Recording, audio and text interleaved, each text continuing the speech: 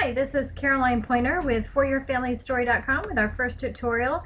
Today I'm going to show you how to take a screenshot of something that isn't a document but is maybe like would make it's a great clue, and and you want to write some notes on top of it and then put it into your genealogy database software under media attached to the actual person that it's relating to, so that you can set up tasks or however your workflow is on researching when you go to an archives or a courthouse or what have you in order to look for this information. So what we're going to do, I'm going to show you first the end result. Here I am. I use Family Tree Maker 2012, and I'm inside my first great grandmother's person's individual and shared facts. Her name was Alice Florence Vaughn, and when I go under media, what I have attached here is our end result. I was on FamilySearch.org. I found a clue. It's the Texas Births and Christenings 1840 to 1981 collections for Alice Florence Vaughn. A lot of it, if you go in and read about the collection, it tells you that a lot of the information is from the IGI, and some of it might be from archives, but most of it's from the IGI. So to me, that's a clue. Someone entered in that she had been baptized on March 1st, 1881 at St. Mary's Cathedral in Galveston. So to me, that's whoever created that obviously had some information. I don't know if it's right or not. So for me, that's a clue. So I live next to Galveston, or near Galveston, so I will be going down to the archives, but I want to locate exactly where it is. I doubt very seriously they keep records from 1880 at St. Mary's Cathedral now. It's still an operating cathedral. It's not the only one. There's St. Patrick's. They fall under the Galveston Diocese, which I think falls under Houston, or it may have merged with Houston. I'm not sure.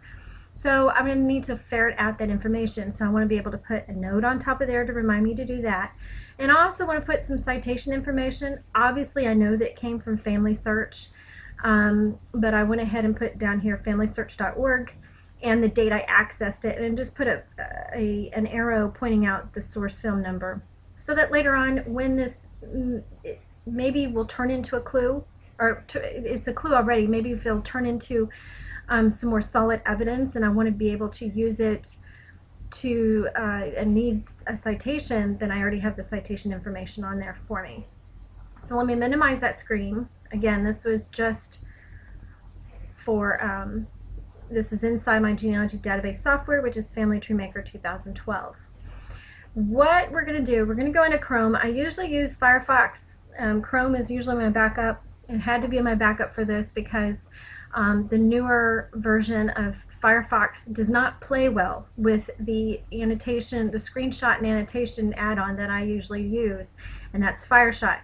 So I came into Chrome. I have quite a few up here. If you'll notice, I have quite a few add-ons that I've added that are for screenshots. Some of them actually you can take annotations. The best one that I found for this application to make notes is one called Awesome Screenshot. So I went ahead and added it on. You don't even have to restart your browser. It just adds it on for you. You can go into the Chrome add-on store, and it's free. So you can just add it on. So here I found, like I said, I already talked about what I found and what I want to do. So let's go ahead and do that. You go ahead and you press the screenshot. Because this is an HTTPS, it has extra security in this address. I cannot capture the selected area. So my only two options are to capture the visible part of the page or the entire page. In this case, it's not a document that's running off my screen. So therefore I absolutely do not need the entire page. I just want the visible part of the page. So I'm going to go ahead and click on that. And this is now the new page. This is the screenshot, and the way you can tell them apart is here you have this toolbar up here, and that's an annotation toolbar. And if you go back to the original one, you can see the difference. Okay, so we're going to make some notes really quick. I like the arrows. I think they're pretty, so I go ahead and I use that. You go ahead and you take the text, you click the text box up there, and you're just going to write a note.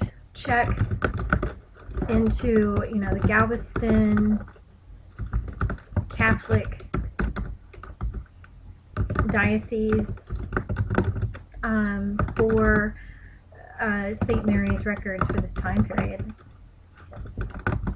And you can hit enter to go to the next line. Just simple pimple for this time period. And no, I'm not a fast typer. That's because I took computer math instead of typing. So I want to make the next one with the citation. I change it to a different color. I hit the arrow again and I make my quick arrow. You can make them anywhere. See, I went ahead and did this different. You can make them anywhere and point to it. So we want to come up here and grab the text tool, and we just want to put citation info so we know why we're putting it on there. Oops. FamilySearch.org and accessed, and we put today's date, or whatever date that you've accessed it, and we're done. We're done with our notes. So now what we want to do is we want to check off done. And we have some options here. We can temporarily save it onto Awesome Screenshots website. In this case, I have no idea why we'd want to do that. If you have a Digo account and you're actively using that in your research online, then you can actually permanently put it on there and make it a bookmark, the annotation, and the screenshot. The other thing, we can copy to clipboard. I have no reason to do that. It does not work. The clipboard does not work when I go into my thing because I don't want to put it in notes. I want to put it in as media because to me it's a clue, and it's a nice visual clue with notes on it. So what I do is I save it to file, save images file. Now you're saving it onto your hard drive. You have two options. You can save this on in your Dropbox account file box. See, there's Dropbox. We can save it in there, and you can go in and save it to the appropriate file folder there. And then that way it syncs up to the cloud. I'm not doing this, and because I have Family Tree Maker, which syncs up to my Ancestry.com tree, therefore I don't need any more syncing. I'll never keep up with all that. So I just go ahead and I have a separate file on my hard drive called genealogy. And no, these are not my permanent ones. These are just for this, for tutorials. Go into Vaughn, and then I'm going to save it under something like all the other ones that are on there. Alice. I did these in several different types of screenshot add-ons just to see the advantages of them all. And it's an index, note, and just 4 because now I have 4 of them in there. And then you are done with the screen. It's saved. You can just close that tab and you're done. Then you would go into your genealogy database software. Again, minus Family Tree Maker 2012. Yours is going to obviously look different unless you have the same one. Then you would upload media right there. So you just need to find wherever you upload media, however your database software does it, you need to find that. And then you're going to upload number 4, because that's the one I did. Here, Family Tree Maker asks me, do I want to copy the file or do I want to put just a link to the file? I don't want to put a link because I want to work from my software no matter where I am. That's my goal. It also allows me to categorize it. It's not a document, it's just other in this case. It's just notes. And then